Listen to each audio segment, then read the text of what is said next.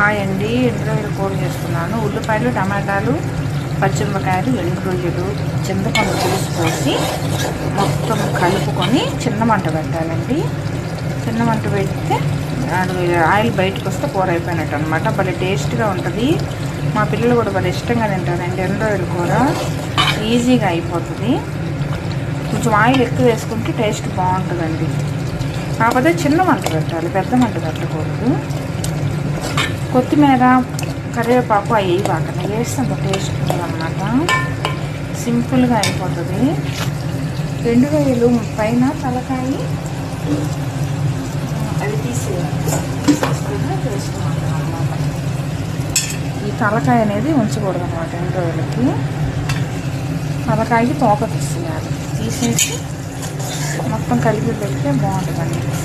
కొంతమంది వంకాయలో కూడా వేసుకుంటారు, కానీ టమాటానే టేస్ట్గా ఉంటుంది. దోసకాయలో కూడా వేసుకోవచ్చు. దోసకాయ వేసినా కూడా బాగుంటుందండి. సింపుల్గా అయిపోతుంది. ఏం కూరగాయలు లేనప్పుడు ఇది వేస్తుంటాను. ఇది టేస్ట్ కూడా బాగుంటుందండి. మా పిల్లలు వాడు ఇష్టపడతారు. సింపుల్గా అయిపోతుంది. ఆయిల్ ఎక్కువ వేస్తేనే కర్రీ టేస్ట్. చింతపండు పులుసు మోయినంగా వేసుకోవాలి అన్నమాట.